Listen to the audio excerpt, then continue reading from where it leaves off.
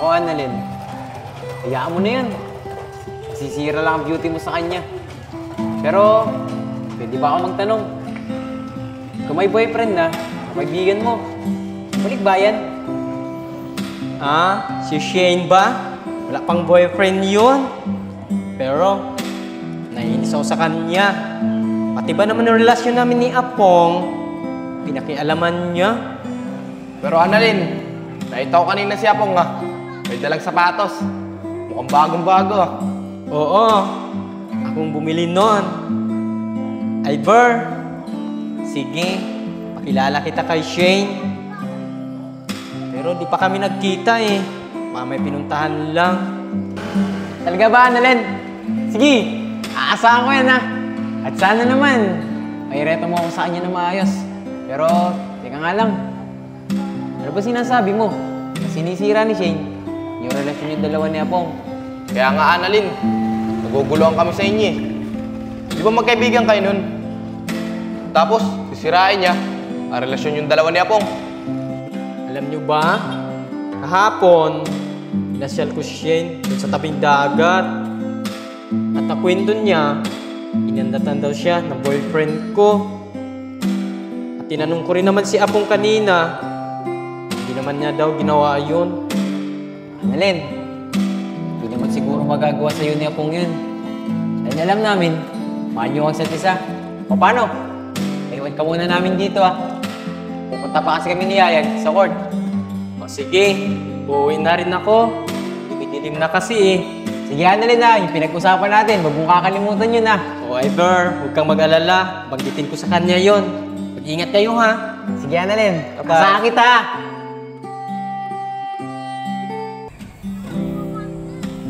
Love, alam mo, ang pugi-pugi mo talaga. Tsaka love, naninibago sa suot mo ha. Bagay pala sa iyan, ang pogi mo. Saan ka ba pupunta? Love, birthday kasi ng tropa Na-invite kami. Kaya ganito pinasuot sa amin. Pero love, nakakayaman sabihin. May pera ka ba dyan? Meron love, magkano ba kailangan mo? Kahit magkano love. Kahit tama, may 400 ako dito. Ito Love, maraming salamat sa'yo Sige love, wala problema yan. Tara na. Love, gwapo mo talaga. Kaya in love ako sa'yo. Oy, Frenny, kasama mo na naman pala yung boyfriend mo. Pero, pwede ko ba siya makausap? Oo naman, Frenny. Pwedeng-pwede mo siya makausap. Pero, hindi ako aalis para marinig ko yung sasabihin mo sa kanya. Baka mamaya, siraan mo siya sa akin. Hindi ko siya sisiraan sa'yo. Tignan mo, kinikindatan na naman niya ako. Ganyan ang ginawa niya sa akin nung nakakaraan, nung magkausap tayong dalawa. At ikaw lalaki ka, bakit mo ako ginaganyan sa harapan palang kaibigan ko? Ababa Shane, wala naman akong ginagawa sa'yo Siguro, napopogihan ka sa akin Kaya ganyan ka. Ay naku, babes. Umalis ka na nga. Mag-uusap kami ng kaibigan ko. Di babe, yan na Shane Tawan mo nga ako. Ay Ber, ang tagal naman ng tropa mo. Datatig pa ba yan? Kaya nga kanina pa natin hinihintay yun Mga na kaya natin yun? Ay Ber, tama si Nico tsaka si Enchong. Kanina pa tayo nag-aantay dito, iwanan na natin yun. Pre, saglit lang. Hintayin na natin yun. Tagal naman na. Oy mga tol, pasensya na kayo Medyo natagalan ako. Dimaskarte pa kasi ako ng pera Kasi may jowa akong bakla. O sige, tara na! Baka may late na tayo sa pupuntahan natin. Tara! Tara. Frenny, huwag sana sasama ang loob mo sa akin. Wala naman ako intensyon siraan yung relasyon niyo ng boyfriend mo si Apong Masama lang talaga ang kutob ko sa kanya. Shane, maraming salamat sa iyo ha. At pinapayuhan mo ko bilang isang kaibigan. Wala yun, Frenny. Sino pa ba ang magtutulungan? E di tayong dalawang tunay na magkaibigan. Ayoko lang kasi maulit-ulit yung nangyari sa yung panuloko ni Oscar. Hay nako, Frenny. Mabuti na banggit mo yun sa akin. Kahapon kasi, nakita ko si Oscar. Kasama yun si Mariel, yung jowan niya. Ay nako, asar na asar talaga ako sa kanilang dalawa.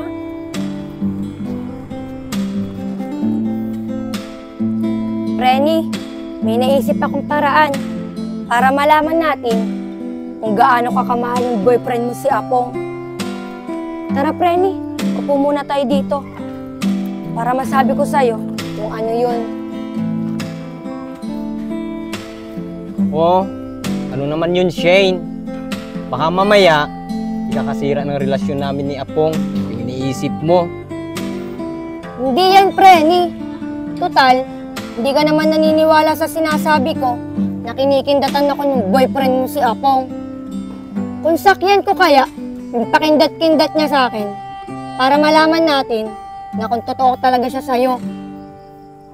Brainy, alam mo, natatakot ako sa mga iniisip mo. Baka kasi mamaya, magkatotoo yung mga sinasabi mo. At kayo pang dalawang ni Apong ang magkatuluyan. Masisira lang ang tunay na pagkaibigan natin. Annalyn, kung talagang tunay na kaibigan ang tingin mo sa akin, magtitiwala ka. At yung iniisip mo, hindi mangyayari yun. At ang hangad ko lang naman, mapatunayan na kung talagang mahal ka ng boyfriend mo si Apong. Brainy, alam ko, tunay na kaibigan tingin mo sa akin at nagmamalasakit ka.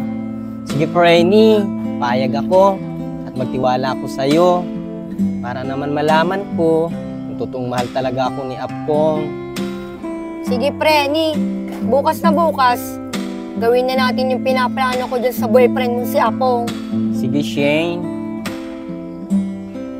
Hay naku, Brainy. Sa dami-dami ko pang nakikita ngayong gabi. Ayun pa yung dalawang yun, no? Bakit, Annalyn? Sino yun?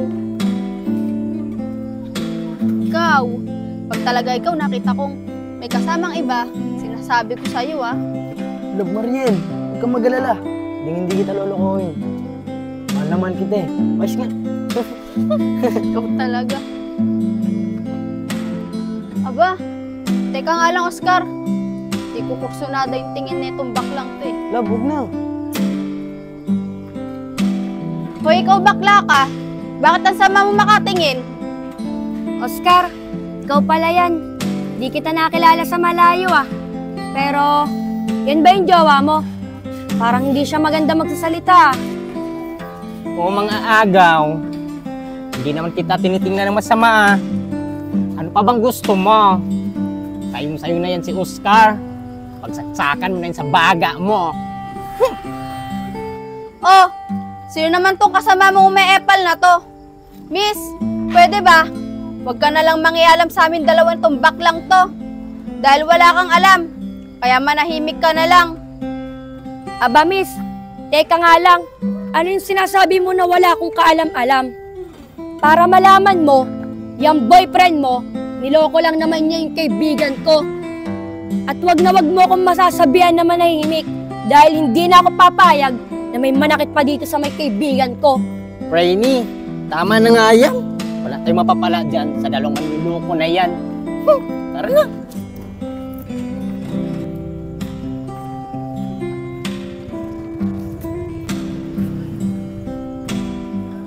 Annalyn, hindi ko gusto yung tabas ng bunganga nung jowa ni Oscar.